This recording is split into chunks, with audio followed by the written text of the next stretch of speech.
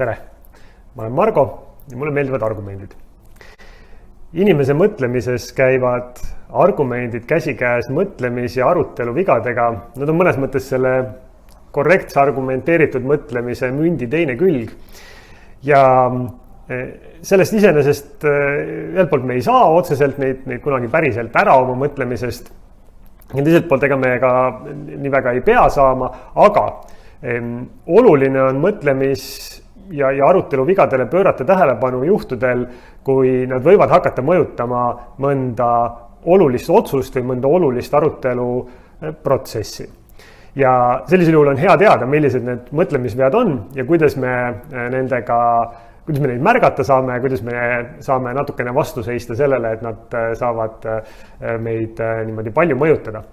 Ja mõtlemisvigadest rääkides ma olen siis valinud sellised, mis on natuke salakavalad, et nad juhtuvad sageli tahtmatult, need juhtuvad niimoodi, et see, kes neid teeb, ei märka ja tihti ka need, kes siis selles samas arutelus või otsustuses osalevad, ei märka ja ei nimeta neid, mis tähendab, et nad pääsevadki siis niimoodi salakavalalt mõjutama. Nii et kõikidest väga paljudest arutelu või mõtlemisvigadest, mis meil võivad olla, siis ma olen selliseid kavalamaid valinud. Ja seekord räägin üleüldistamisest. Mida üleüldistamine tähendab? Üleüldistamine tähendab seda, et igaüks meist elab oma pisikeses maailmas. Ehk meile tundub, et see, mis on meie kogemus, see on ka kõikide teiste inimeste kogemus maailmast. Ja kui midagi on meiega juhtunud, siis ilmselgelt on see ju juhtunud ka kõikide teiste inimestega. Ehk siis me võtame ühe kogemuse ja me üleüldistame selle. Me viime selle palju laiemaks, kui see tegelikult võimaldab reaalsust kirjeldada. Ja me näeme seda siis ja kuuleme juhtumas erinevates vormides. Kõige lihtsam on see, kus inimene üleüldistab iseenda kogemust.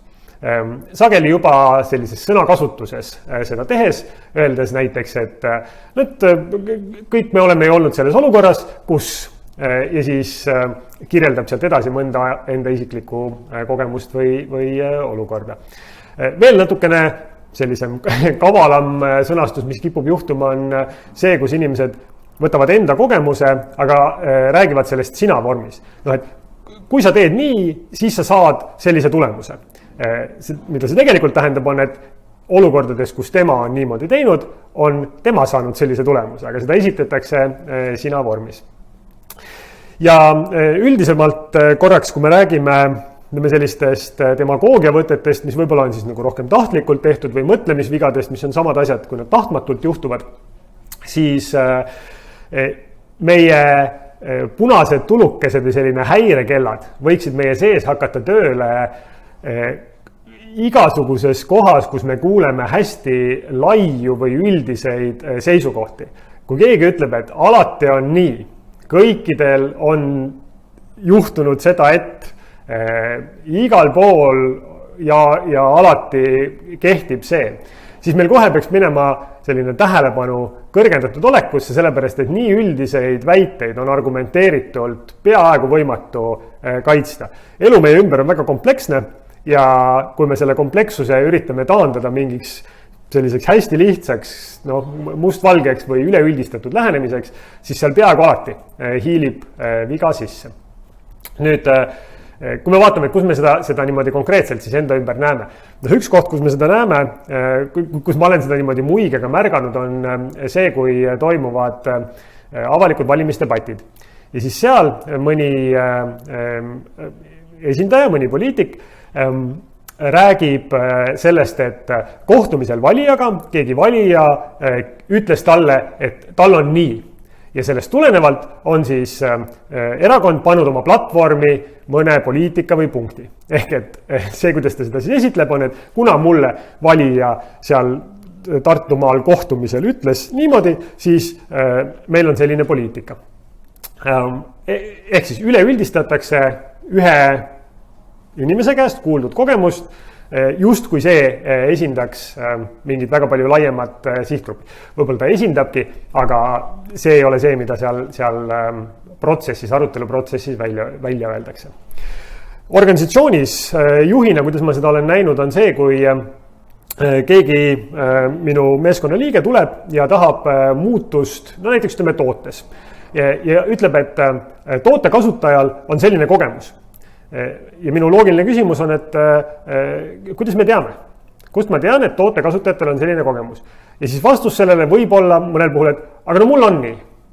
Ja see ei ole, eks ole, nagu argument, mis läheks kaugemale selle ühe argumendi esitaja kogemusest, vaid ta on lihtsalt võtnud oma isikliku kogemuse ja üleüldistab seda kõikidele, toomata tõestusmaterjali, et tema kogemus on esinduslik või representatiivne siis selle laiema grupi osas. Nii et ma ei ole kuidagi isikliku kogemuse kasutamise vastane, isiklik kogemus midagi näitab, aga kui me mõtleme sellest, et kuidas ennast nüüd üleüldistamise vastu kaitsta, siis esimene asi ongi see, et me peaks kõik olema tähelepanelikud selles olukorras, kui keegi hakkab esitama väga-väga laiu üldistatud väiteid. Neid argumenteeritud kaitsta on hästi keeruline, sageli võimatu. Teine asi, iseenda väljenduses siis ka, on hea olla täpne oma sõnastuses. Ei ole mingit probleemi selles, kui ma kirjeldan enda kogemust ja seda ka selliselt nimetan. Ütlen, et minul on olnud niimoodi ja siis kirjeldan enda kogemust. Aga ma ei saa seda esitada põhjendamatult laia inimeste grupi kogemusena või ma võtan mõne oma sõbra või tuttava kogemuse, siis samuti, kui ma nimetan seda täpsete sõnadega tema kogemuseks, siis üksikjuhtumi näitena see täitsa sobib. Aga kohe, kui ma hakkan seda üldistama põhjendamatult laiale grupile, siis ma olen selle üleüldistamise vea teinud. Et vaadake, kui palju te ümberringi seda üleüldistamist märkate nii avalikus kui sellises eraviisilises suhtluses ja märgake ise ja juhtige teiste tähelepanu. Soovin teile häid sisukaid argumente.